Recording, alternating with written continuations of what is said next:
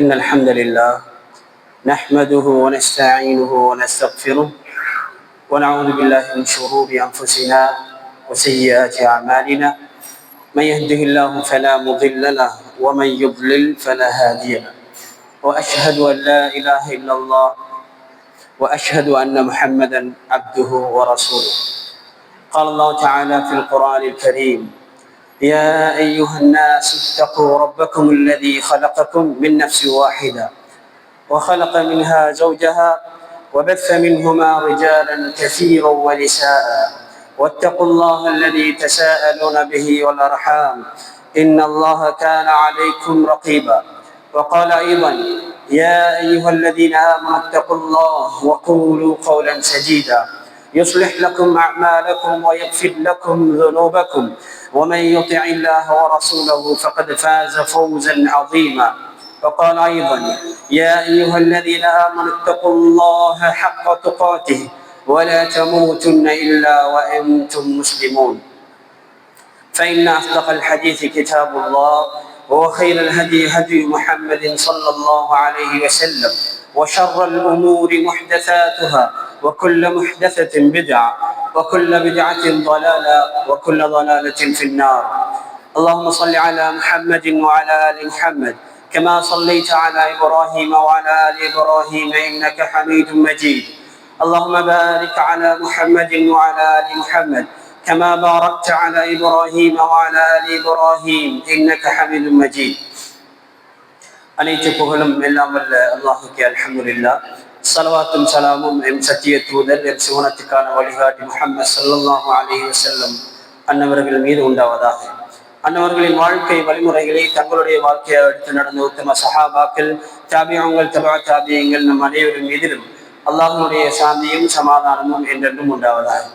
கண்ணியமிக்க அல்லாஹ்வுடைய நல்லடியார்களே, அருமை சகோதரர்களே, இந்த உலகத்தில் நாம் முஸ்லிம்களாக தெரிவு செய்யப்பட்டிருக்கிற போதும் எவைகளை எடுத்து நடந்தால் சோனம் இருக்கிறது என்று எமக்கு வழிகாட்டப்பட்டிருக்கிறதோ அவைகளை எம்மால் முடிந்தளவு எடுத்து நடக்குமாறும், எவைகளை விட்டு முற்றுமுழுதாக விலகி ஒதுங்கி இருக்குமாறு எமக்கு பணிக்கப்பட்டிருக்கிறதோ அவைகளை விட்டு முற்றுமுழுதாக விலகி ஒதுங்கி இருக்குமாறு முதலில் எனக்கும் எனது குடும்பத்தாருக்கும் அப்பால் உங்களுக்கும் நான் நல்ல உபதேசம் செய்து கொள்கிறேன்.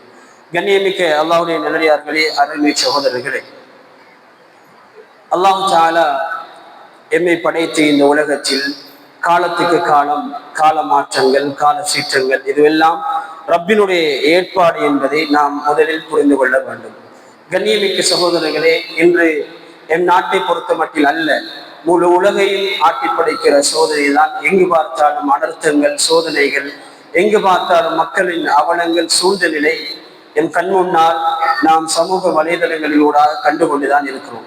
சகோதரர்களே, உண்மையிலேயே இது அல்லாஹ்வுடைய, சிலருக்கு அல்லாஹ்வுடைய சோதனையாக இருக்கலாம், சிலருக்கு அது வேதனையாக இருக்கலாம், சிலரை அல்லாஹ் தண்டிப்பதற்காக வேண்டி கொடுக்கலாம். இது இந்த வாத பிரதிவாதத்துக்கு அப்பால் சகோதரர்களே, அல்லாஹ் தஆலா சர்வமிக்க வல்லமை மிக்கவன். அவன் நாடிய போது நாடிய விடயங்களை அவன் அரங்கேற்றுவான். குன் ஃபயக்கூன், அவன் ஆகிவிடு என்றால் எல்லாமே நடக்கும். இதுதான் யதார்த்தம். ஒவ்வொரு முஃமினுடைய தௌஹீதும் இதுதான். அல்லாஹ் எந்த செய்தியை எப்பொழுது எதை நடக்க வேண்டும் என்று நாடுகிறானோ அதை நடத்தியே ஆகுவான். நாம் கண்முன்னால் பார்க்கிற இந்த வெள்ள அனர்த்தங்களோ, கண்முன்னால் பார்க்கிற ஏனைய சீற்றங்களோ எல்லாமே அல்லாஹ்வுடைய படைகள் என்பதை புரிந்து கொள்ள வேண்டும். இதை அல்லாஹ் அல் குர்ஆனிலே தெளிவாக சொல்லுகிற பொழுது, வமா யஅலமு ஜுனூத ரப்பிக இல்லா ஹு, அல்லாஹ்வுடைய படைகளை, அல்லாஹ்வுடைய வல்லமைகளை அல்லாஹ் தான் அறிவான். அது யாருக்கும் தெரியாது. அல்லாஹ்வுடைய படை அது எங்கே செல்லுகிறது, என்ன நடக்கிறது, எப்போது நடக்கிறது என்று அதிகாரம், அதை விளங்கிக் கொள்ளுகிற அதிகாரம் எனக்கும் உங்களுக்கும் இல்லை. அது அல்லாஹ் தான் அறிவான் என்பதை அல்லாஹ் அல் குர்ஆனிலே சொல்லுகிறான். வமா ஹிய இல்லா ஸிக்ரா லில் பஷர், அல்லாஹ் சொல்லுகிறான், இது மனிதர்களுக்கு நெல்லுபதேசமாக இருக்கிறது. இது மனிதர்களுக்கு ஞாபகமூட்டல், நெல்லுபதேசம் என்பதை அல்லாஹ் சொல்லுகிறான். எனவே அல்லாஹ் அலர்ட் பண்ணுகிறான்.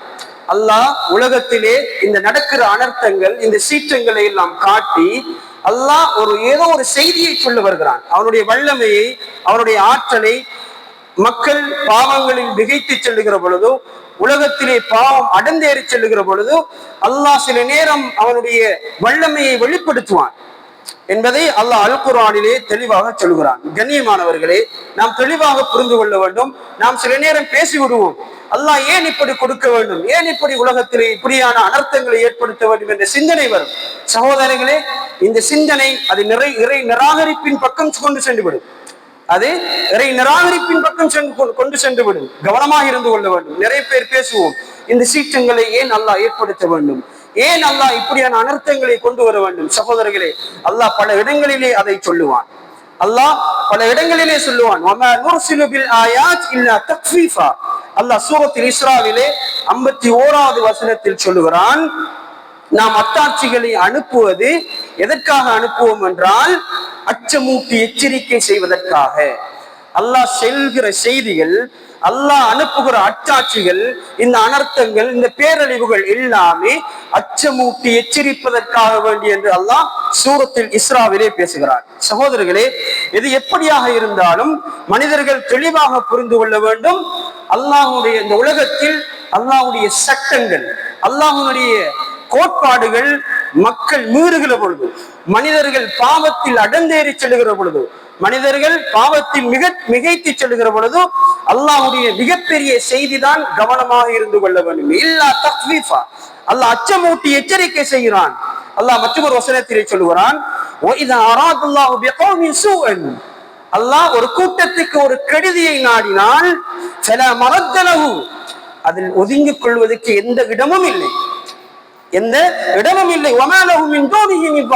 அவனை தவிர உதவி செய்வதற்கு யாரும் இல்லை. சூரத்துல் ரஅதிலே 11வது வசனத்திலே அல்லாஹ் சொல்லுகிறான், அல்லாஹ் ஒரு கூட்டத்தை பிடிக்க போகிறான் என்றால், அல்லாஹ் ஒரு கூட்டத்தை தண்டிக்க போகிறான் என்றால் தப்பிக்க முடியாது, தப்பிக்க முடியாது என்பதை அல்லாஹ் அல் குர்ஆனிலே ஆணித்தரமாக சொல்லுகிறான். சகோதரர்களே, அல்லாஹ் ஏன் இப்படி சொல்லுகிறான் என்றால் அவனுடைய அடியார்களை அதாவது பாவத்தில் மிகைத்துக் கொண்ட அடியார்கள், பாவத்திலே ஊறிப்போன மக்களை அலர்ட் பண்ணுவதற்காக, அவர்களை அச்சமூட்டி எச்சரிக்கை செய்வதற்காக வேண்டி அல்லாஹ் இப்படியான விடயங்களை அல் குர்ஆனிலே எச்சரித்துக் கொண்டுதான் இருக்கிறான். அல்லாஹ் சொல்லுகிறான், அல்லாஹ் அவனை பற்றி எச்சரிக்கை செய்கிறான். அல்லாஹ் அவனை பற்றி எச்சரிக்கை செய்கிறான். நீ பாவம் செய்கிறாயா, பாவம் செய்கிற பொழுது நான் இப்படித்தான் நடந்து கொள்ளுவேன், நீ கவனமாக இருந்து கொள்ள வேண்டும் என்றெல்லாம் அல்லாஹ் மிகப்பெரிய ஒரு செய்தியை எமக்கு கொண்டு வருகிறான். சகோதரர்களே, இந்த நேரத்தில் சோதனை, வேதனை, பிடிப்பு எதுக்கு அப்பால் சகோதரர்களே, இது அல்லாஹ்வுடைய ஏற்பாடு என்பதை நாம் புரிந்து கொள்ள வேண்டும். அல்லாஹ் சோதிப்பேன் என்று அல் குர்ஆனிலே திட்டமாக சொல்லுகிறான். நாம் நிச்சயமாக சத்தியமாக ஓரளவு பயத்தை கொண்டு சோதிப்போம். அல்லாஹ் எப்படி சொல்லுகிறான், உங்களை பயமுறுத்தாட்டியே சோதிப்பேன் என்று சொல்லவில்லை, ஓரளவு பயத்தை காட்டி சோதிப்போம். உங்களுடைய சொத்துகளில் குறைவை ஏற்படுத்துவோம். மரணங்கள் நிகழும். உங்களுடைய விளைச்சல்களில் அழிவு ஏற்படும். இதுவெல்லாம் அல்லாஹ் குர்ஆனிலே சொல்லுகிறது.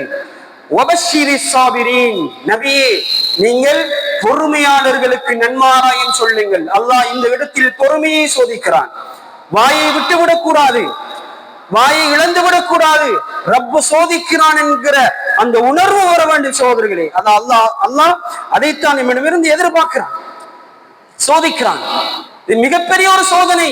யார் என்ன சொன்னாலும் முழு உலகமும் அழிவு ஏற்படுகிறது, முழு உலகத்திலேயே மரணம் நிகழ்கிறது. எம் கண் முன்னால் எத்தனையோ எம்மோடு இருந்தவர்கள், சமூக வலைதளங்களில் நிறைய மரணங்கள் நிகழ்கிறது. இதுவெல்லாம் சோதனை சகோதரர்களே, அல்லாஹ் சோதிக்கிறான். நபியே, நீங்கள் பொறுமையாளர்களுக்கு நன்மாராயம் சொல்லுங்கள், சொர்க்கம் இருக்கிறது, சொர்க்கம் இருக்கிறது என்கிற நன்மாராயத்தை சொல்லுங்கள் என்று அல்லாஹ் அல் குர்ஆனிலே சொல்லுகிறான். சகோதரர்களே, இப்படி அல்லாஹ் இன்னொரு வசனத்திலே சொல்லுகிறான், உங்களை நலவை கொண்டும் சோதிப்போம், கெடுதியை கொண்டும் சோதிப்போம். எப்படி உங்களுக்கு கெடுதி உண்டாகும், அழிவுகள், பேரழிவுகள், சொத்து சுகங்களில் குறைபாடு, விளைச்சல்களில் இப்படி குறைபாடு, அழிவுகள் ஏற்படுகிறது, இப்படியெல்லாம் சோதிப்போம். அது மட்டுமல்ல, நலவை கொண்டும் சோதிப்போம். உங்களுக்கு சொத்து செல்வங்களை கொடுப்போம், நீ என்ன செய்கிறாய் என்பதை சோதிப்பதற்காக. நீ பணக்காரனாக இருக்கிறாய், அந்த செல்வத்தை வச்சு நீ என்ன செய்கிறாய், அல்லாஹுக்காக வேண்டி கொடுக்கிறாயா? அல்லாஹ் சொன்ன பிரகாரம் வாழ்கிறாயா? உனக்கு கொடுக்கப்பட்ட அருட்கொடைகளை நீ அல்லாஹுக்காக வேண்டி செலவழிக்கிறாயா? உரிய முறையில் நடந்து கொள்ளுகிறாயா என்பதை சோதிக்கிறோம் என்பதையும் அல்லாஹ் இன்னொரு வசனத்திலே சொல்லுகிறான். எனவே சகோதரர்களே, நம்முடைய ஈமான் தளர்ந்து விடக்கூடாது. நம்முடைய ஈமான் தளர்ந்து விடக்கூடாது. உலகத்திலே அல்லாஹ் பேரழிவுகளை ஏற்படுத்துவது என்பது, உலகத்திலே அல்லாஹ் சோதனைகளை அத்துமீறி அவன் தருவது என்பது எம்மை சோதிப்பதற்காக வேண்டி அல்ல, சோதிப்பதற்காகத்தான் என்பதை அல்லாஹ் அல் குர்ஆனிலே சொல்லுகிறான். சகோதரர்களே, நம்முடைய ஈமான் அல் குர்ஆன் அஸ்-சுன்னா எவ்வழியில் காட்டுகிறதோ அவ்வழியில் அமைய வேண்டும். சோதனையா அது வரும், அது வரும். எதற்காக வேண்டி? வமா அஸாபக்கும் மின் முஸீபத்தின் ஃபீமா கஸபத் ஐதீக்கும். அல்லாஹ் சொல்லுகிறான், எந்த சோதனை உங்களுக்கு ஏற்பட்டாலும், எந்த சோதனை தான் உங்களுக்கு வந்தாலும், ஃபபிமா கஸபத் ஐதீக்கும், உங்களுடைய கரங்களால் நீங்கள் சம்பாதித்துக் கொண்டவை. யார் சொல்லுகிறான்? படைத்த ரப்புல் ஆலமீன் சொல்லுகிறான். உலகத்திலே அழிவுகளா, பேரழிவுகள் ஏற்படுகிறதா, சோதனைகள் ஏற்படுகிறதா, உங்களுக்கு முசீபத்துகள் தலைக்கு மேலா செல்லுகிறதா? ஒன்றும் இல்லை. ஃபபிமா கஸபத் ஐதீக்கும், நீங்கள் உங்களுடைய கரத்தால் சம்பாதித்துக் கொண்டவைதான், நீங்களாகவே சம்பாதித்துக் கொண்டவைகள் தான் நீங்கள் அனுபவிக்கிறீர்கள் என்று அல்லாஹ் சொல்லுகிறான். இருந்தாலும் அல்லாஹ் இதைவிட நீங்கள் எவ்வளவுதான் செய்தாலும் நிறைய அனர்த்தங்களை விட்டும் அதிகமான சோதனைகளை விட்டும் அல்லாஹ் உங்களை மன்னித்தும் விடுகிறான். நீங்க எப்படி செய்தாலும் அல்லாஹ் நிறைய விஷயங்களை வைத்து உங்களை மன்னிக்கவும் செய்கிறான் என்பதை சூரத்து ஷூராவிலே அல்லாஹ் 30வது வசனத்திலே சொல்லுகிறான். கண்ணியமானவர்களே, இன்னொரு வசனத்தில் அல்லாஹ் சொல்லுகிறான், லஹரல் ஃபஸாது ஃபில் பர்ரி வல் பஹர், பூமியிலும் தரையிலும் ஃபஸாதுகள், குழப்பங்கள் ஏற்படுவது பிமா கஸபத் ஐதின் நாஸ், மக்கள் சம்பாதித்துக் கொண்டவையால் தான். மக்கள் எதை சம்பாதித்தார்களோ இதனாலேதான், அவர்கள் செய்த தவறுக்காக வேண்டிதான் லஹரல் ஃபஸாது ஃபில் பர்ரி வல் பஹர், தரையிலும் கடலிலும் குழப்பங்கள் ஃபஸாதுகள் ஏற்படுவதற்கு காரணம் நாங்கள் செய்கிற பாவம் என்று அல்லாஹ் அல் குர்ஆனிலே சொல்லுகிறான், நாங்கள் செய்கிற தவறுகள் என்று அல்லாஹ் அல் குர்ஆனிலே சொல்லுகிறான். எனவே கண்ணியமானவர்களே, இப்படி அல்லாஹ் நிறைய இடங்களில் இந்த அவனுடைய வல்லமைகளை பற்றி, அவனுடைய சோதனைகள் எப்படி வரும் என்பதை பற்றி அல்லாஹ் அல் குர்ஆனிலே பேசிக் கொண்டிருக்கிறான். கண்ணியமானவர்களே, இந்த உலகத்தில் நாம் வாழுகிற பொழுது நாம் சென்ற போக்கில் சென்று கொண்டிருக்கிறோம். அல்லாஹ்வுடைய தூதருடைய கட்டளைகள் இருக்கிறது. இல்லை, இதெல்லாம் நான் பார்க்க மாட்டேன், நான் என்னுடைய மனது சென்ற போக்கில் தான் வாழுவேன் என்று சொன்னால் சகோதரர்களே, அல்லாஹ் பாதுகாக்க வேண்டும். அல்லாஹ் சொல்லுகிற வசனத்துக்குள் நாம் மாட்டிக்கொள்ளுவோம். அல்லாஹ் எப்படி சொல்லுகிறான்? நாம் அதிகமானவர்களை நரகத்துக்கு என்றே படைத்திருக்கிறோம். அல்லாஹ் பாதுகாக்க வேண்டும், அல்லாஹ் பாதுகாக்க வேண்டும். நாம் நரகத்துக்கென்றே அதிகமானவர்களை ஜின்களிலும் மனிதர்களிலும் படைத்திருக்கிறோம். லஹும் குலூபுன் லா யஃகஹூன பிஹா, உள்ளம் இருக்கிறது சிந்திக்க மாட்டார்கள். வலஹும் அயுனுன் லா யப்ஸுரூன பிஹா, கண்கள் இருக்கும் ஒழுங்காக பார்க்க மாட்டார்கள். காது இருக்கும், சொல்வதை கேட்க மாட்டார்கள். உலாயிக கல் அன்ஆம், அவர்கள் கால்நடைகளை போன்றவர்கள் என்று அல்லாஹ் சொல்லுகிறான். பல்ஹும் அபல், அப்படி அல்ல, அதை விட கேடுகட்டவர்கள், அதை விட மோசமானவர்கள், கால்நடைகளை விட மோசமானவர்கள். உலாயிக ஹுமுல் காஃபிலூன், அவர்கள் தான் உலகத்தில் ரப்பினுடைய கட்டளைகள் வந்த பொழுதோ, தூதருடைய வாசகங்கள் வந்த பொழுதோ, உபதேசங்கள் காதுக்கு எட்டிய பொழுதோ தாண்டோடித்தனமாக தான் சென்ற போக்கில் அல்லாஹ் வட்டியை ஹராமாக்குறானா, கணக்கில் எடுக்கவில்லை. தொழுகையை ஏவினானா, கணக்கில் எடுக்கவில்லை. ஜகாத் கொடுக்க சொன்னானா, கணக்கெடுக்கவில்லை. ஹஜ் செய்ய சொன்னானா, வசதி வருகிற பொழுது கணக்கெடுக்கவில்லை. உலகம் சென்ற போக்கில் அல்லாஹ்வை மறந்து வாழ்ந்தான். உலாயிக ஹுமுல் காஃபிலூன், அவர்கள் தான் உலகத்தில் பராக்காக வாழ்ந்தவர்கள், அவர்கள் தான் பராக்கான சிந்தனையில் வாழ்ந்தவர்கள், அல்லாஹ்வுடைய சிந்தனையை விட்டும் தூரமானவர்கள் என்று அல்லாஹ் அல் குர்ஆனிலே சொல்லுவதை பார்க்கிறோம். எனவே சகோதரர்களே, அல்லாஹ் இன்னும் சொல்லுகிறான், நாம் அதிகமானவர்களை நரகத்துக்கு என்று படைத்திருக்கிறோம். இது அல்லாஹ்வுடைய ஏற்பாடு, அல்லாஹ்வுடைய ஏற்பாடு. எப்பொழுது இது அல்லாஹ்வுடைய வேத வசனங்கள் மீறப்படுகிற பொழுதோ, அல்லாஹ்வுடைய கட்டளைகள் மிதிக்கப்படுகிற பொழுதோ அல்லாஹ் பாதுகாக்க வேண்டும். இப்படியான கூட்டத்தில் நாம் மாட்டிக்கொள்வோம். நஅூது பில்லாஹ். எனவே சகோதரர்களே, அல்லாஹ் இப்படி ஒவ்வொரு எச்சரிக்கையாக எங்களுக்கு சொல்லிக் கொண்டே இருக்கிறான்.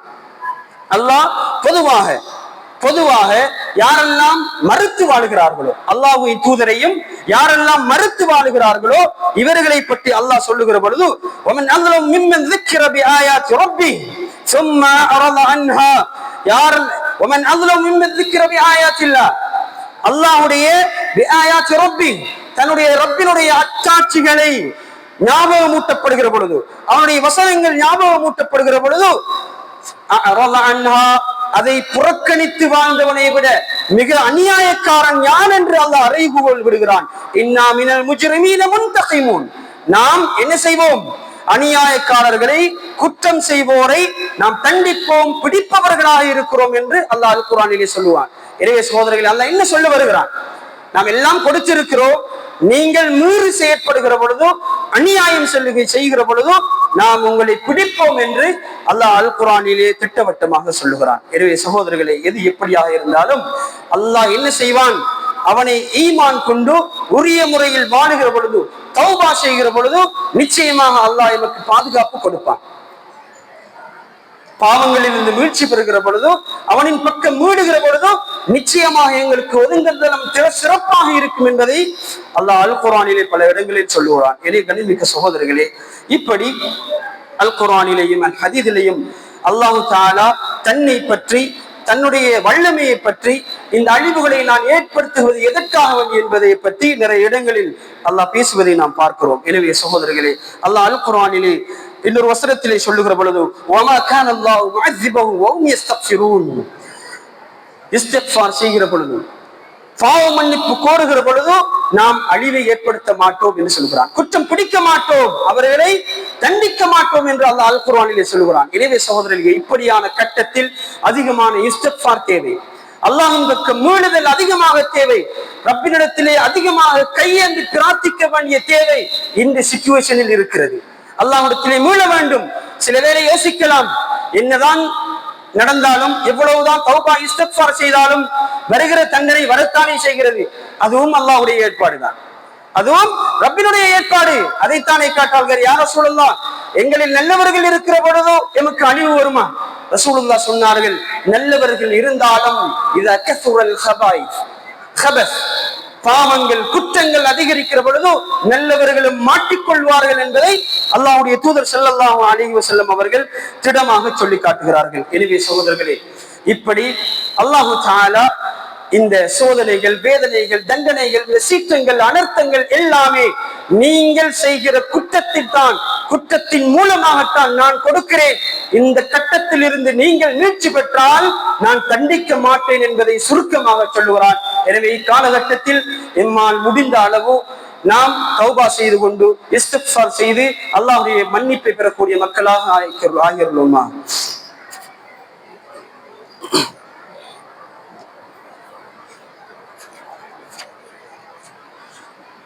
அல்ஹம்துலில்லாஹ் வஸ்ஸலாத்து வஸ்ஸலாமு அலா ரசூலில்லாஹ், அம்மா பஅத். கண்ணியமிக்க அல்லாஹ்வுடைய நல்லடியார்களே, அருமை சகோதரர்களே, இப்படியான அனர்த்த கட்டங்களில், இப்படியான சோதனையான சூழ்நிலைகளில் எமக்களின் இஸ்லாம் என்ன வழிகாட்டல்களை தருகிறது? நாம் அல்லாஹ்வுடைய தூதர் ஸல்லல்லாஹு அலைஹி வஸல்லம் அவர்கள் என்ன சொல்லுகிறார்கள்? அடுத்த மக்கள் கஷ்டத்தில் இருக்கிற பொழுது, சோதனையில் சிக்குண்டிருக்கிற பொழுது நாம் அவர்களுக்கு என்ன செய்ய வேண்டும் என்பதையும் அல்லாஹ்வுடைய தூதர் ஸல்லல்லாஹு அலைஹி வஸல்லம் அவர்கள் சொல்லாமல் இல்லை. கண்ணியமிக்கவர்களே, நாம் எங்களில் பண வசதி படைத்தவர்கள் நிறைய பேர் இருக்கிறோம். அடுத்தவர்களுக்கு கொடுப்பதற்கு சக்தி பெற்றவர்கள், உதவி செய்பவர்கள், தங்களுடைய உடலால் கூட உதவி செய்யக்கூடிய நிறைய பேர் இருக்கிறோம். சகோதரர்களே, இது சர்வ சாதாரணமான ஒன்று அல்ல. இந்த உலகத்திலே நாம் எங்களுடைய சக்தியை பயன்படுத்துகிற பொழுது, அடுத்தவர்களுக்காக வேண்டி பயன்படுத்துகிற பொழுது நிச்சயம் அல்லாஹ் எம்மோடு இருப்பான். அல்லாஹ் நிச்சயமாக எம்மோடு இருப்பான். அது மாத்திரமல்ல, மறுமையிலும் வருகிற இடர்களை விட்டும் அல்லாஹ் பாதுகாப்பான். இது ரசூலுல்லாஹி ஸல்லல்லாஹு அலைஹி வஸல்லம் அவர்கள் சொல்லுகிற மிகப்பெரிய ஒரு மகிழ்ச்சியான செய்தி. சகோதரர்களே, நபி ஸல்லல்லாஹு அலைஹி வஸல்லம் அவர்கள் சொன்னார்கள், ومن كان في حاجة أخيه, யார் தன்னுடைய சகோதரனுடைய தேவையில் இருப்பாரோ, கான அல்லாஹ் ஃபி ஹாஜத்திஹி, அல்லாஹ் அவருடைய தேவையை நிவர்த்தி செய்வதில் இருப்பான். ரசூலுல்லாஹ் சொல்லுகிறார்கள். இந்த ஹதீஸ் முஸ்லிமிலே சஹீஹ் முஸ்லிமிலே பதிவு செய்யப்பட்டிருக்கிறது. அடுத்தவருக்கு ஹெல்ப் பண்ண போனால், உதவி செய்ய போனால் நிச்சயமாக அல்லாஹ் உனக்கு உதவி செய்து கொண்டிருப்பான். முஸ்லிமின் யார் ஒரு முஸ்லிமுடைய சோதனைகள் கஷ்டங்களை இல்லாமல் ஆக்குகிறாரோ அல்லாஹ் மறுமை நாளில் ஏற்படுகிற இன்னல்களை விட்டும் அல்லாஹ் பாதுகாப்பான். ரசூலுல்லாஹ்வுடைய உத்தரவாதம் சகோதரர்களே. இந்த இக்கட்டான சூழ்நிலையில், இந்த சோதனையான கட்டத்தில் எம்மால் முடிந்த உதவிகள், பண உதவியா, எம்மால் முடிந்த உடலால் முடிந்த உதவிகளா, சரீர உதவிகளா, எதனால் முடியுமோ அதனால் உதவி செய்வதற்கு முன்வர வேண்டும் சகோதரர்களே. இது எனக்கு வராது என்று சொல்ல முடியாது. இந்த சோதனை எமக்கு வராது என்று நினைக்கிறோம், அப்படி அல்ல சகோதரர்களே. என் கண் முன்னால் நினைக்காத அளவுக்கு மரணம் வந்து கொண்டுதான் இருக்கிறது. மரணம் எப்போது பிடிக்கும் என்று தெரியாது, எமக்கு தெரியும். நிறைய சம்பவங்கள். கண் முன்னால் நீரில் அடிக்கப்பட்டு சென்றதா கார். சகோதரர்களே, என்ன இது? எதை சொல்ல வருகிறது? மரணம் எந்நேரமும் என்னை பிடிக்கலாம் என்று சொல்ல வருகிறது அல்லவா? நினைத்திருப்பார்களா? குழந்தையோடு பிள்ளைகளோடு நாம் மரணிக்க போகிறோம் என்று நினைத்திருப்பார்களா? இல்லை சகோதரர்களே. எவ்வளவு அனர்த்தங்கள்! வாகனத்தை செல்பவர்கள் நினைத்திருப்பார்களா? இந்தியாவில் அண்மையிலே பார்த்தோம், இந்தியாவை சேர்ந்த 40 பேர் உம்ராக்கு சென்றவர்கள் அவ்வளவு பேரும் பஸ்ஸில் எரிந்து போனார்கள். அல்லாஹ் மன்னிக்க வேண்டும் அவர்களை. என்ன சொல்ல வருகிறது சகோதரர்களே? மரணம் எப்போது என்று நாம் யாருக்கு தெரியும்? இதற்கு முன்னாலே நம்முடைய வாழ்க்கையை அமைக்க வேண்டும் அல்லவா, மாற்ற வேண்டும் அல்லவா சகோதரர்களே? இதைத்தான் ரப்பு எதிர்பார்க்கிறான். நாம் நினைக்கிறோம் பணம் நிரந்தரம் என்று நினைக்கிறோம். அப்படி அல்ல கண்ணியமானவர்களே. இந்த செய்திகளை படியுங்கள், உணர்வோடு உணருங்கள் சகோதரர்களே. எவ்வளவுதான் பணம் இருந்தாலும் அடுத்த கணம் என்ன நடக்கும் என்று தெரியாது. கோடிக்கணக்கில் சம்பாதித்தாலும், கோடிக்கணக்கில் உங்களுக்கு காணிகள் வசதிகள் இருந்தாலும், அடுத்த கணம் மரணம் வந்தால் எல்லாம் ஜீரோ சகோதரர்களே. இதை நானும் நீங்களும் தெளிவாக புரிந்து கொண்டால் அடுத்தவர்களுக்கு உதவி செய்வதற்கு முன்வருவோம் சகோதரர்களே. அள்ளி கொடுங்கள். அள்ளி கொடுக்கிற காலகட்டம் இது. நாம் பின்வாங்குறோம், நினைக்கிறோம் என் செல்வத்தில் குறைவு ஏற்படுகிறோம் என்று பயந்து வாழுகிறோம். இல்லை சகோதரர்களே, கொடுங்கள். உங்களுடைய இன்னல்களை அல்லாஹ் நீக்குவான். கொடுங்கள். உங்களுடைய செல்வத்தில் அல்லாஹ் அபிவிருத்தியை கொடுப்பான். கொடுங்கள். அல்லாஹ் நிச்சயமாக உங்களுடைய இன்னல்களில் இருந்து உங்களை பாதுகாப்பான் என்ற செய்தியை ரசூலுல்லாஹி ஸல்லல்லாஹு அலைஹி வஸல்லம் அவர்கள் எங்களுக்கு சொல்லி காட்டுகிறார்கள். கண்ணியமானவர்களே, இப்படி ரசூலுல்லாஹி ஸல்லல்லாஹு அலைஹி வஸல்லம் அவர்கள் அடுத்தவர்களுக்கு நல்லது செய்ய வேண்டும். வல்லாஹு ஃபீ அவுனில் அப்தி மா கானல் அப்து ஃபீ அவுனி அஹீஹி. ரசூலுல்லாஹ் என்ன சொல்லுகிறார்கள்? அடுத்தவர்களுக்கு ஒருவர் உதவி செய்கிற காலம் எல்லாம் அல்லாஹ் அந்த அடியாரோடு இருக்கிறார். இதைவிட என்ன செய்தி வேண்டும் சகோதரர்களே? என்ன வேண்டும்? அடுத்தவர்களுக்கு உதவி செய்ய போனால், அடுத்தவர்களுக்கு செல்வத்தால் ஏதானோ உதவி செய்தால் வல்லாஹு ஃபீ அவுனில் அப்த், அல்லாஹ் அந்த அடியானுக்கு உதவி செய்து கொண்டே இருப்பான். இது ரப்பினுடைய உத்தரவாதம். ரசூலுல்லாஹ் கொடுத்த உத்தரவாதம் இது சகோதரர்களே. இதை நம்புகிற சக்தி வர வேண்டும். இதை உணர்கிற சக்தி எங்களுக்கு வர வேண்டும் சகோதரர்களே. இன்றைக்கு பார்க்கிறோமே, எவ்வளவுதான் செல்வ செழிப்புகள் இருந்தாலும் கொடுப்பதற்கு மனது வருவதில்லை சகோதரர்களை. ஏன் நம்முடைய உள்ளம் இப்படி இறுகி கிடக்கிறது? ஏன் இறுகி கிடக்கிறது? எவ்வளவு சகோதரர்கள் இந்த சூழ்நிலையில் சாப்பிடுவதற்கு சாப்பாடு இல்லாத நிலையில் கஷ்டப்படுகிறார்கள். சாப்பிடுவதற்கு சாப்பாடு இல்லாத நிலையில் கஷ்டப்படுகிறார்கள். வாயால் சொல்ல முடியாத அளவுக்கு வாழ்க்கையின் நிலைமை மாறி இருக்கிறது. எனக்கு தெரியாத சகோதரர்களே, தேடுங்கள், தேடி கொடுங்கள். இன்னைக்கு என்ன நடக்கிறது? செல்வம் இருக்கிறது, செல்வத்தை கொண்டு போய் அயலவர் பசியோடு இருக்கிறார், அதை கவனிக்கவில்லை. தாயும் தந்தையும் கஷ்டத்தோடு சாப்பாடு இல்லாமல் இருக்கிறார்கள். தன் குடும்பத்தில் சகோதர சகோதரிகள் குடும்பத்தில் உள்ளவர்கள் கஷ்டத்தில் இருக்கிற பொழுது எங்கோ கொண்டு போய் இஹ்லாஸ் இல்லாமல் தங்களுடைய தர்மங்களை கொடுத்து விட்டு சமூக வலைதளங்களிலே பணங்களை பகிர்கிற நிலைதான் ஏற்பட்டு இருக்கிறது. நவுதுபில்லாஹ். இதில் என்ன சகோதரர்கள், என்ன பிரயோசனம் இருக்கிறது? என்ன பிரயோசனம் இருக்கிறது? உங்களுடைய செல்வங்களை ஏன் வீணாக்க வேண்டும்? அல்லாஹ்வுக்காக வேண்டி செய்கிறீர்கள் என்றால், அல்லாஹ்வுக்காக வேண்டி கொடுக்கிறீர்கள் என்றால், உங்களுடைய உறவுகள் கஷ்டப்படுகிற பொழுது கொடுங்கள் சகோதரர். எதற்கு இந்த பணம் என்று கேட்கிறேன்.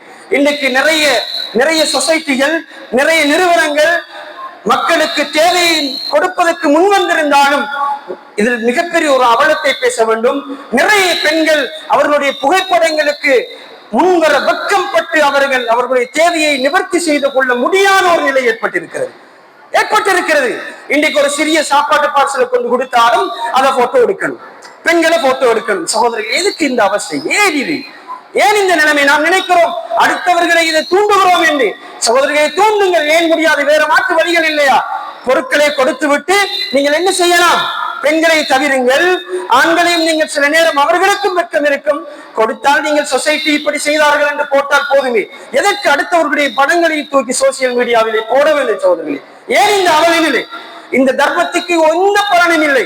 இஹ்லாஸ் இல்லாமல் நீங்கள் எவ்வளவுதான் நீங்கள் முன்னின்று செலவழித்தாலும் அதில் எந்த அர்த்தமும் இல்லை. ஜீரோ ஜீரோ என்பதை அல்லாஹ் அல் குர்ஆனிலே சொல்லுவான். இந்த தர்மம் அது எந்த பிரயோசனமும் அற்றது என்பதை சகோதரர்களை புரிந்து கொள்ளுங்கள்.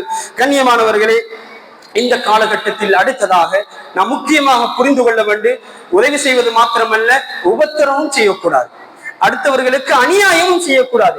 நாம் எந்த மார்க்கத்தில் இருக்கிறோம், நாம் எப்படி கற்றுக் கொடுக்கப்பட்ட மார்க்கத்தில் இருக்கிறோம் என்பதை புரிந்து கொள்ள வேண்டும். ரசூலுல்லாஹி ஸல்லல்லாஹு அலைஹி வஸல்லம் அவர்கள் என்ன சொன்னார்கள்?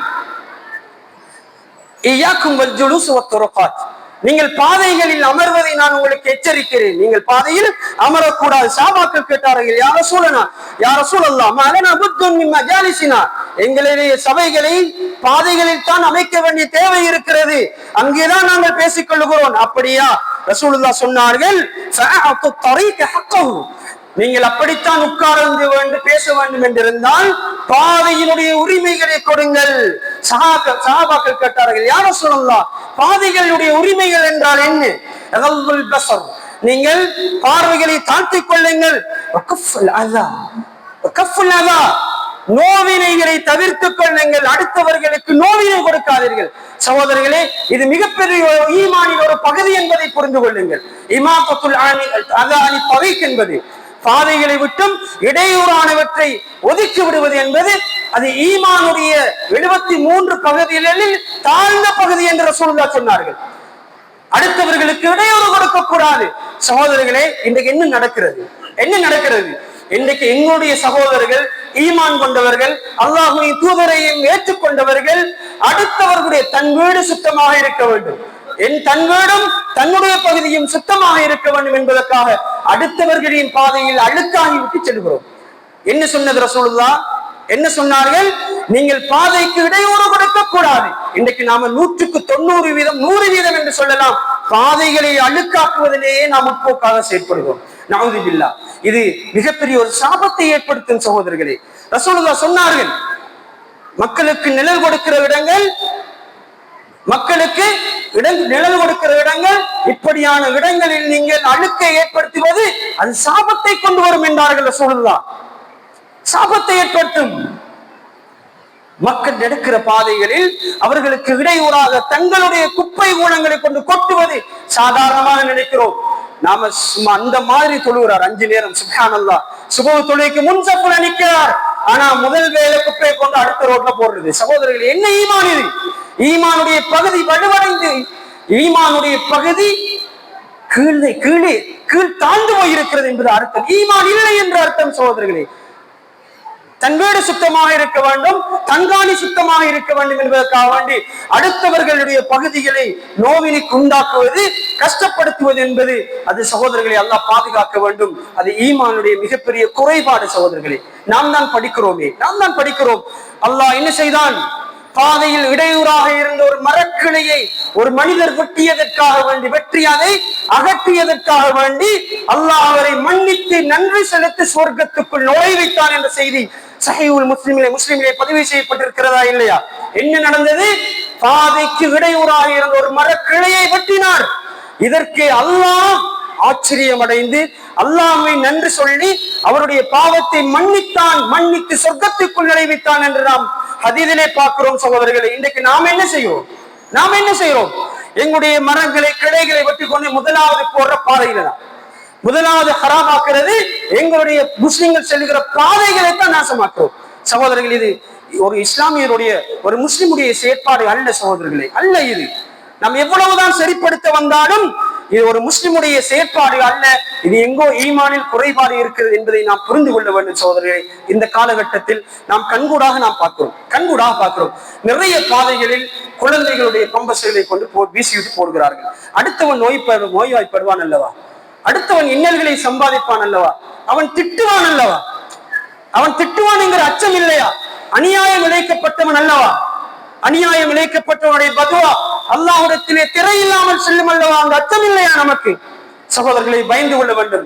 இதுவெல்லாம் அடுத்தவர்களுடைய சாபத்தோடு அல்லாஹ்வுடைய சாபத்தை நமக்கு விட்டு கொண்டு வரும். சகோதரர்களே, கவனமாக இருந்து கொள்ளுங்கள். மழை காலம் என்பதால் நிறைய வாலிபர்கள் பாதைகளில் நீர் எவ்வளவு கடந்தாலும் அழுக்கான நீர்களை அடுத்தவர்களை பார்ப்பதில்லை, அப்படியே அடிச்சு நொறுக்கிட்டு போறது.